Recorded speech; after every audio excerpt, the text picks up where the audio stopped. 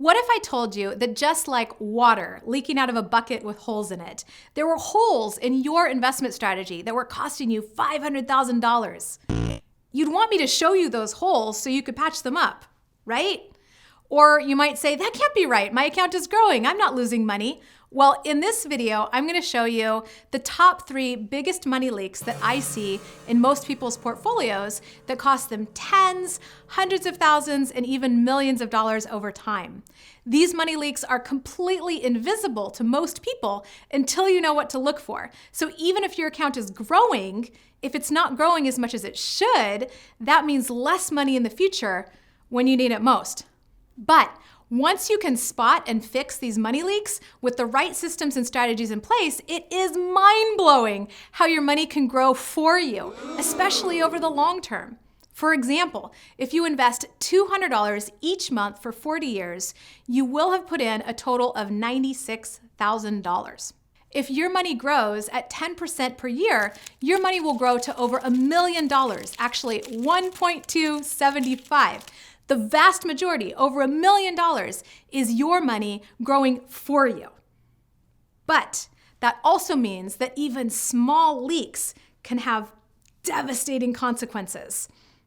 By the way, hello and welcome. I'm Penelope Jane Smith, and my intention with this channel is to give you the money skills, tools, systems, and insights you need in order to create more ease, peace, and freedom in your life when it comes to money and finances. If you find this video helpful, please tap the like button for the YouTube algorithm. That really helps me a lot and makes a big difference.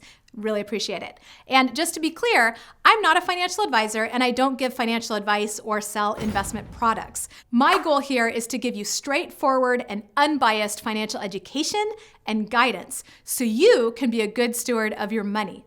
Nothing I say should be construed as financial advice. Please don't make any investment decisions based on a YouTube video, okay? Thank you.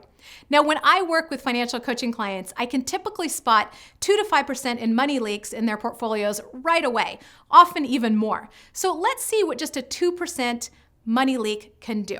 I shared that if you invest $200 each month for 40 years, and your money grows at 10% per year, your money will grow to over $1.2 million. But if you should have been growing it at 10%, but only earned 8%, after that 2% money leak, you'd end up with a little less than $703,000. That small 2% money leak would mean $572,000 less. Oh no! And if you want to start living off your investments at that point, that 2% money leak means that your money will only be generating about $4,700 a month instead of about $10,600 a month. So that's nearly $6,000 a month less in passive income when you finally retire. And that's just a 2% money leak. If you have a 3 or 4 or 5% money leak or more, the cost to your future self is even more dramatic. So let's take a look at the top 3 biggest money leaks that I see in most portfolios. Number 1 is over-diversification. You've probably heard that diversification is essential, but you can overdo it, which slows your money's growth so much that it's hard to reach your financial goals. For example, a lot of financial planning models have a certain percentage of your portfolio allocated to massively underperforming assets. I recently had a session with a new VIP financial coaching client who was very happy with the financial planner that she had worked with for years. Once she understood the positions and the investment strategy that he had recommended for her, she was like, "Why would he do this to me?" Now, the strategy that he was using was reasonable and similar to what most big box advisors use, but the portfolio was over-diversified, which meant that my client's money was growing super slowly, leaving her less money to work with when she needed it most. If your advisor has you in 20, 30, 40, 60, 80 different positions or ticker symbols in your portfolio, you're probably over-diversified. As human beings, our short-term memories can only hold about 7 things at a time, plus or minus 2, depending on the person. So in general, I encourage you to own 5 or fewer ticker symbols. Otherwise, it can get too complicated to track what's going on, and you can end up making bad decisions. Money leak number 2 is market crash exposure. You've probably also heard that the stock market is volatile, meaning it goes up and down like a roller coaster, but it tends to go up over time. And that's true. Because of that, a lot of financial advisors recommend a long-term buy and hold strategy. I actually love this strategy because you can put it on autopilot, not have to think about it, and statistically, you'd do a lot better than if you were actively trading or trying to time the market. But the downside is that you expose yourself to big market crashes or corrections, which can cut your portfolio in half and take 5 or more years to recover. That can give you financial PTSD. The presupposition with this is that you never know when a crash or correction is coming, but actually, many signals are easy to spot if you know how. Money leak number 3 is not investing in the first place. This might be the biggest money leak of all. Even if your portfolio is over-diversified and fully exposed to market crashes, in the long term, you're still way ahead of the game compared to someone who isn't investing at all. I've worked with many clients who are so worried about losing money that they keep most or all of their money in cash. There's a group called the American Association of Actuaries and Pension Planners. This group did some detailed research on retirement success. What do you think was the secret to having enough money to retire? Was it diversification, expense ratios, the track record of different mutual funds? Here's what they found out. The number one secret to having enough money to retire was savings rate. 74% of what made someone have enough money to retire was that they actually saved money and invested it in the first place.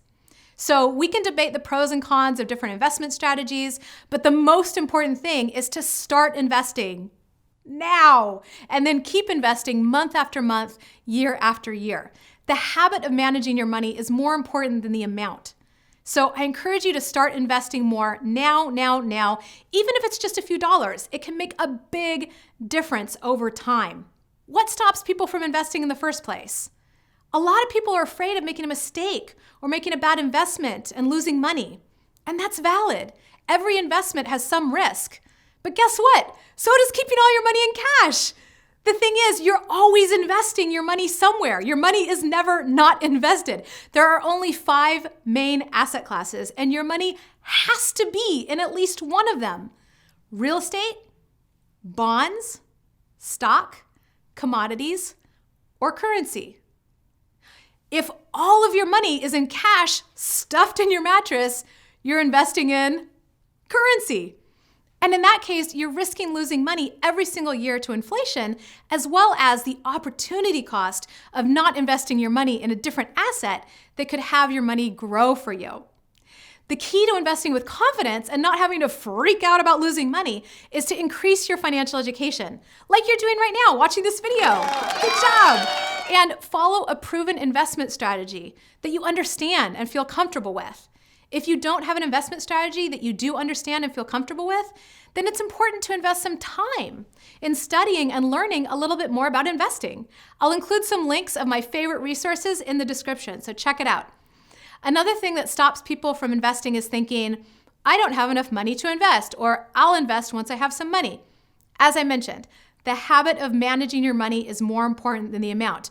Instead of thinking, I'll start investing when I have money, change that thought to, I'll have money when I start investing. It's fine to start small, even with $100, $25, $5, $1. The best time to plant a tree was 20 years ago, and the next best time is today. Same thing with investing. The best time to start investing is now. Get the power of compound interest on your side. And the last reason more people don't invest is that they just don't know how to get started. There's so much information out there, so much conflicting data. I get it. That's why financial education is so important. And it's okay to keep it simple. When it comes to investing, the most important thing is to get started. If you found this helpful, please tap the like button on this video if you haven't already done that yet, because it really helps me and my channel out a lot. And it also helps if you comment on the video. I'm especially curious about how this landed for you and what other topics you'd like to see me make videos on. And if you'd like to see more videos from me around personal finance, money management, saving and investing, and financial freedom, make sure to subscribe to this channel and click the little bell icon so you see when I make a new video. Thanks again for watching, and happy investing.